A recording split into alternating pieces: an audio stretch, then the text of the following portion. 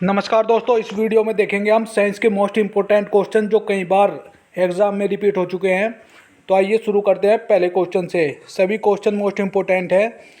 तो पहला क्वेश्चन है, मृत तृष्णा उदाहरण है। ऑप्शन ए अपवर्तन का, ऑप्शन बी पूर्ण आंतरिक परावर्तन का, ऑप्शन सी विक्षेपण का और ऑप्शन डी विवर्तन का। तो राइट आंसर है इसका ऑप्शन बी पूर्ण आंतरिक परावर्तन का।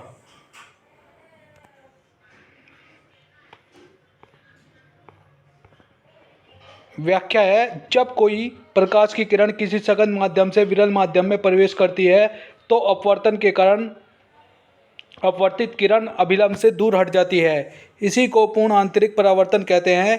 इस स्थिति में प्रकाश का परावर्तन 100% होता है। इसके कई उदाहरण हैं, जैसे हीरे का चमकना, गर्मियों के मौसम में रेगिस्तान में मरीचिका का कारण भी पूर्ण आंतरिक परावर्तन है। गर्मियों की दोपहर में रेगिस्तान में यात्रियों को कुछ दूरी पर पानी होने का भ्रम हो जाता है, इसे रेगिस्तान की मरीचिका कहते हैं।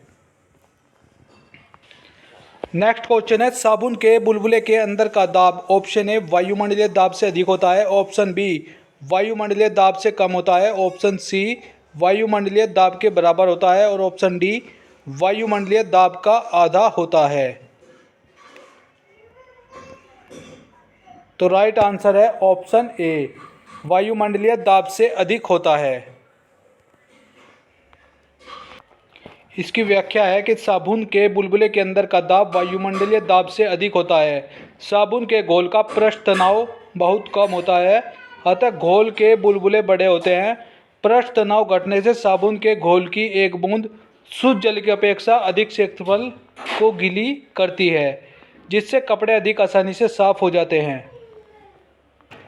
नेक्स्ट क्वेश्चन है, खतरों के संकेतों के लिए लाल प्रकाश का प्रयोग किया जाता है क्योंकि इसमें प्रकीर्णन सबसे कम होता है। यह आंखों के लिए आरामदायक है। इसका सबसे कम रासायनिक प्रभाव होता है। हवा द्वारा इसका अवशोषण सबसे कम होता है।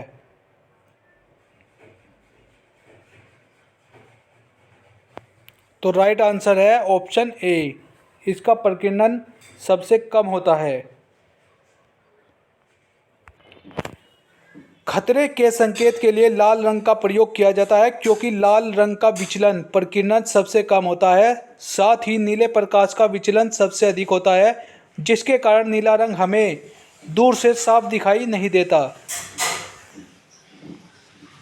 नेक्स्ट क्वेश्चन है, कार में दृश्यावलोकन के लिए किस प्रकार के शीशे का प्रयोग होता है? ऑप्शन ए अवतल दर्पण, ऑप्शन बी बेलनाकार दर्पण, ऑप्शन सी उत्तल दर्पण और ऑप्शन डी समतल दर्पण।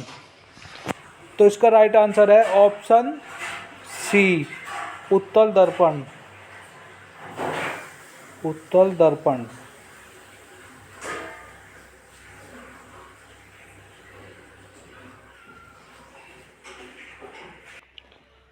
ये व्याख्या देखते हैं, कारों में पीछे से आती हुई मोटर गाड़ियों के दृश्यावलोकन के लिए ड्राइवर के दाईं ओर उत्तल दर्पण का प्रयोग किया जाता है। उत्तल दर्पण गोलीय प्लेट के अवतल पृष्ठ पर परावर्तक पालिश कर बनाया जाता है। इसमें प्रतिबिंब दर्पण के पीछे आभासी, सीधा तथा वस्तु से छोटा बनता है। अवतल दर्पण गोलीय प्लेट की उत्तल सतह पर परावर्तक पालिश की जाती है। अवतल दर्पण द्वारा वस्तु का प्रतिबिंब सदैव वास्तविक उल्टा वस्तु से बड़ा बनता है। यह प्रतिबिंब सदैव वस्तु की ओर दर्पण तथा द्वितीय फोकस के बीच बनता है। समतल दर्पण कांच की समतल प्लेट की एक सतह पर परावर्तक पालिश की जाती है। बेलनाकार दर्पण की कोई स्पष्ट आकृति नहीं होती है क्योंकि गोलीय दर्पण होता है। हाँ जी। नेक्स्ट क्वेश्चन देखते हैं दोस्तों कि दीर्घ रेडियो तरंगें पृथ्वी की किस सतह से परावर्तित होती हैं? ऑप्शन ए शोभ मंडल, ऑप्शन बी आयन मंडल और ऑप्शन सी शोभ सीमा और ऑप्शन डी समताप मंडल।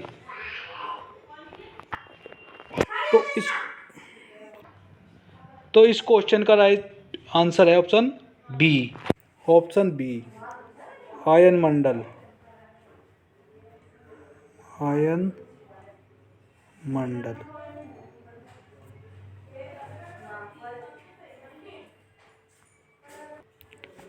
व्याख्या देखते हैं, आयन मंडल को मुख्यतः दीर्घ रेडियो तरंगों के परावर्तक मंडल के रूप में ही जाना जाता है। यह मंडल धरातल से 80 से 640 किलोमीटर की ऊंचाई तक विस्तृत है।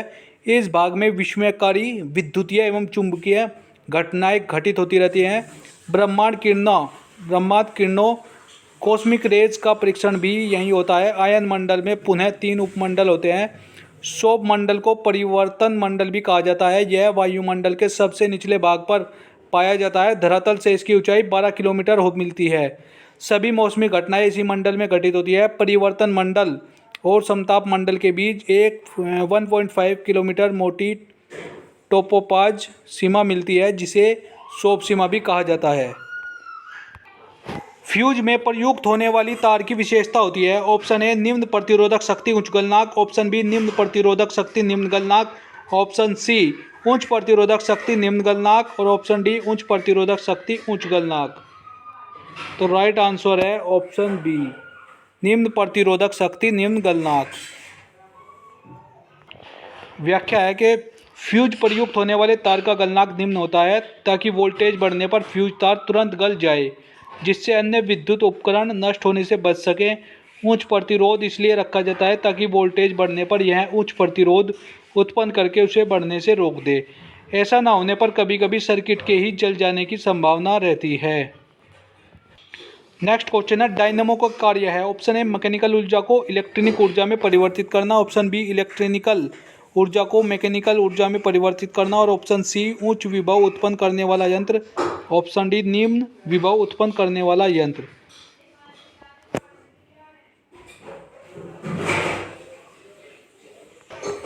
तो राइट आंसर है इस क्वेश्चन का ऑप्शन ए, मैकेनिकल ऊर्जा को इलेक्ट्रॉनिक ऊर्जा में परिवर्तित करना।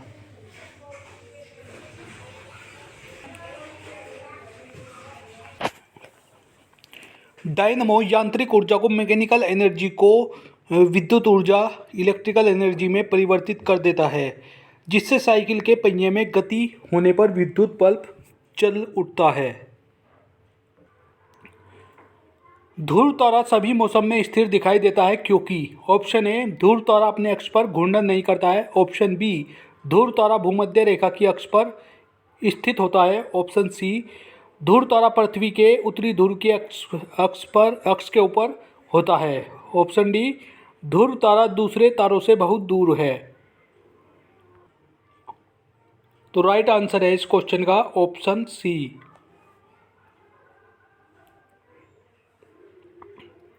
ध्रुव तारा पृथ्वी के उत्तरी ध्रुव की अक्ष के ऊपर होता है। व्याख्या देखते हैं, ध्रुव तारा सभी मौसम में स्थिर दिखाई देता है क्योंकि यह पृथ्वी के उत्तरी ध्रुव के अक्ष के ऊपर स्थित होता है। पृथ्वी का अक्ष एक स्थिर बिंदु होता है जिसके चारों तरफ पृथ्वी घूर्णन करती है, इसलिए इस स्थिर अक्ष के कारण ध्रुव तारा भी स्थिर दिखाई देता है। धूप के चश्मे की पावर होती है, option A 1 dioptre, 4 dioptre, 0 dioptre और 2 डायोप्टर। तो राइट आंसर है option C 0 dioptre, option C 0 dioptre.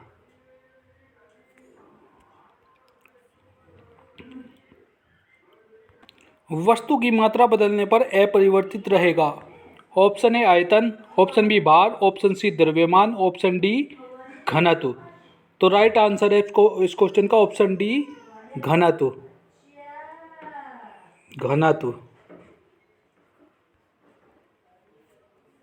Option D.